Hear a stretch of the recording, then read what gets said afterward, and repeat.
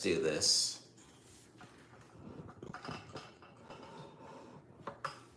Okay. And the Lord visited and the Lord visited Sarah as he had said, and the Lord did for Sarah as he had spoken. For Sarah conceived and bore Abraham a son in his old age, at the set time on which God had spoken to him. And Abraham called the name of his son who was born to him, whom Sarah bore to him, Isaac. Then Abraham circumcised his son Isaac when he was 8 days old, as God had commanded him. That's a lot easier than the 13-year-old Ishmael. Man, that poor bastard. Literally, Ishmael was a bastard. Okay. Then Abraham circumcised his son Isaac when he was 8 days old, as God had commanded him. Now Abraham was 100 years old when his son Isaac was born to him. Now Abraham was 100 years old when his son Isaac was born to him. I wonder if anyone's been that since then. Born to him. And Sarah said, God has made me laugh, and all who hear will laugh with me. She also said, who would have said to Abraham that Sarah would nurse children? For I have borne him a son in his old age. So the child grew and was weaned, and Abraham made a great feast on the same day that Isaac was weaned. And Sarah saw the son of Hagar the Egyptian, whom she had borne to Abraham, scoffing. And Sarah saw the son of Hagar the Egyptian, whom she had borne to Abraham, scoffing. Therefore she said to Abraham, cast out this bondwoman and her son, for the son of this bondwoman shall not be heir with my son, namely with Isaac. And the matter was very displeasing in Abraham's sight because of his son. But God said to Abraham, do not let it be displeasing in your sight because of the lad, or but God said to Abraham, do not let it be displeasing in your sight because of the lad or because of your bondwoman. Whatever Sarah has said to you, listen to her voice, for in Isaac your seed shall be called. Yet I will also make a nation of the son of the bondwoman, because he is your seed.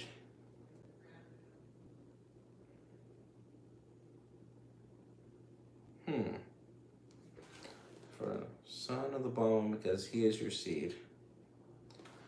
So Abraham rose early in the morning and took bread and a skin of water, and putting it on her shoulder, he gave it and the boy to Hagar.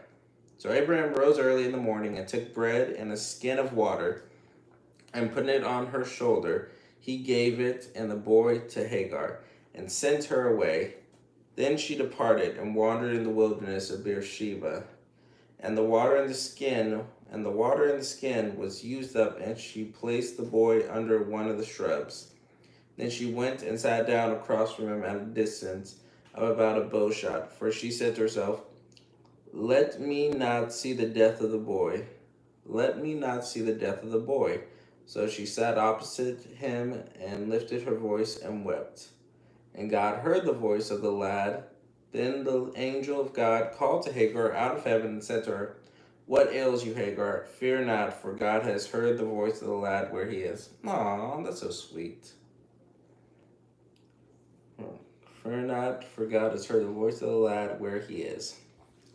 Arise, lift up the lad, and hold him with your hand, for I will make him a great nation. Then God opened her eyes, and she saw a well of water, and she went and filled the skin with water, and gave the lad a drink.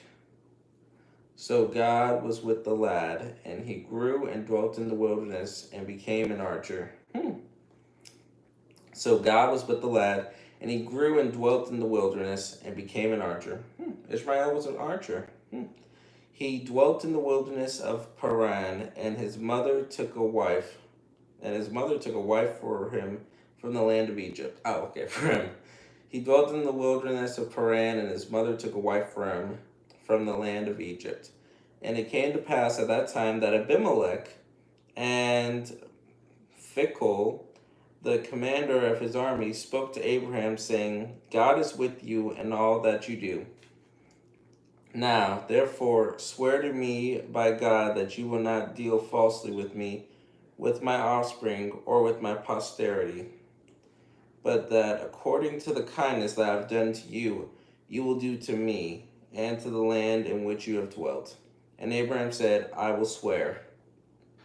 Then Abraham rebuked Abimelech because of a well of water which Abimelech's servants had seized. Then Abraham rebuked Abimelech because of a well of water which Abimelech's servants had seized. And Abimelech said, I do not know who has done this thing. You did not tell me, nor had I heard of it until today. So Abraham took sheep and oxen and gave them to Abimelech, and the two of them made a covenant. And Abraham set 7 ewe lambs of the flock by themselves. Ewe are baby lambs. And Abraham set 7 ewe lambs of the flock by themselves.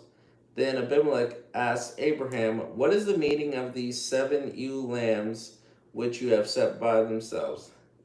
And he said, you will take these 7 ewe lambs from my hand, that they may be my witness that I have dug this well. Therefore he called that place Beersheba. Sort of sounds like Bathsheba, David's wife. Therefore he called that place Beersheba, because the two of them swore an oath there. Thus they made a covenant at Beersheba. So Abimelech rose with Phicol, the commander of his army, and they returned to the land of the Philistines. Then Abraham planted a tamarisk tree in Beersheba, and there called on the name of the Lord, the everlasting God. And Abraham stayed in the land of the Philistines many days. Oh shoot, this is the Philistines before they turned bad. Okay, you 3 people watching, please subscribe. Chapter 22. Now it came to pass after these things that God tested Abraham and said to him, Abraham, and he said, Here I am. Then he said, Take now your son, your only son Isaac, whom you love, and go to the land of Moriah, and offer him there as a burnt offering on one of the mountains of which I shall tell you. Ooh, we're getting to the good part about Isaac sacrifice. Okay. Then he said to him, Take now your son, your only son Isaac, whom you love, and go to the land of Moriah, and offer him there as a burnt offering on one of the mountains of which I shall tell you. So Abraham rose early in the morning and saddled his donkey, and took 2 of his young men with him.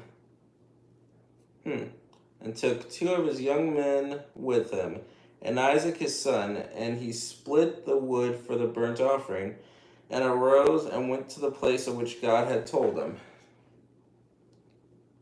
Then on the 3rd day, Abraham lifted his eyes and saw the place afar off. And Abraham said to his young men, Stay here with the donkey. The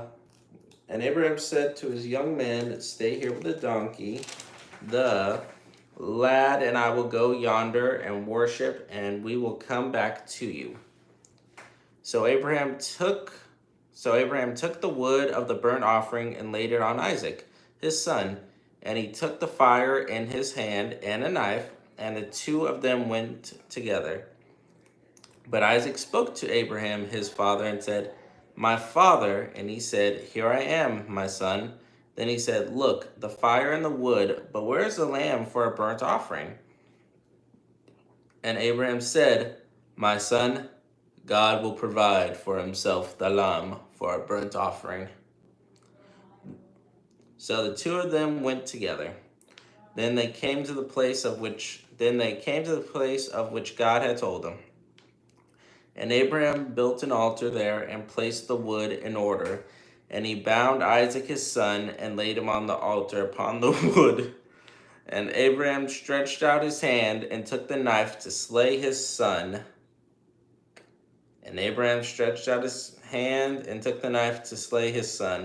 But the angel of the Lord called to him from heaven and said, Abraham, Abraham. So he said, Here I am. And he said, Do not lay your hand on the lad, or do anything to him, for now I know that you fear God, since you have not withheld your son, your only son, from me. And he said, Do not lay your hand on the lad, or do anything to him, for now I know that you fear God, since you have not withheld your son, your only son, from me. Then Abraham lifted his eyes and looked, and there behind him was a ram caught in a thicket by its horns. So Abraham went and took the ram and offered it up for a burnt offering instead of his son. And Abraham called the name of the place, "The Lord will provide," as it is said to this day, "In the mount of the Lord it shall be provided." Then the angel of the Lord called to Abraham a second time out of heaven and said, "By myself I have sworn, says the Lord, because you have done this thing and have not withheld your son, your only son, blessing I will bless you, and multiplying I will multiply your descendants as the stars of the heaven and as the sand which is on the sea, and as the sand which is on the seashore, and your descendants shall possess the gate of their enemies. In your seed all the nations of the earth shall be blessed, because you have obeyed my voice." So Abraham returned to his young men, and they arose and went together to Beersheba, and Abraham dwelt at Beersheba. Now it came to pass after these things that it was told Abraham, saying, "Indeed, Milcah also has borne children to your brother Nahor." So Abraham returned to his young men, and they rose and went together to Beersheba, and Abraham dwelt at Beersheba. Now it came to pass after these things that it was told Abraham, saying, "Indeed, Milcah also has borne children to your brother Nahor." Huz his firstborn, Buz his brother, Kemuel the father of Aram, Chesed Hazel, Piledash, Jidlaph, and Bethuel. They have all these ghetto names. And Bethuel begot Rebekah. And Bethuel begot Rebekah. These 8 Milcah bore to Nahor, Abraham's brother. And Rebekah, that's Isaac's wife. Okay. And Bethuel begot Rebekah, Isaac's wife. These 8 Milcah bore to Nahor, Abraham's brother. His concubine, whose name was Reumah, also bore Tebah, Gahahem, Thahash, and Macha. These ghetto names. Okay, now Genesis chapter 23. Okay, let's get started. Genesis chapter 23. Let me just get a quick sip of water, and then we're going to get on to it. So now we're getting into Isaac's wife, Rebekah. I think in the Torah, I remember someone saying in the Torah that that Sarah died when she found out that Abraham's going to sacrifice Isaac. So that's why we don't hear any more of her.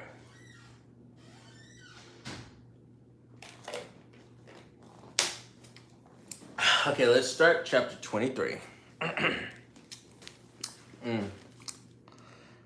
Sarah lived 127 years. These were the years of the life of Sarah. So Sarah lived 127 years. These were the years of the life of Sarah. So Sarah died in Kirjath Arba, that is Hebron, in the land of Canaan. And Abraham came to mourn for Sarah and to weep for her. Then Abraham stood up from before his dead and spoke to the sons of Heth, saying, "I am a foreigner and a visitor among you. Give me property for a burial place among you, that I may bury my dead out of sight." And the sons of Heth answered Abraham, saying to him, "Hear us, my lord, you are a mighty prince among us. Bury your dead in the choicest of our burial places. None of us will withhold from you his burial place, that you may bury your dead." Then Abraham stood up and bowed himself to the people of the land, the sons of Heth.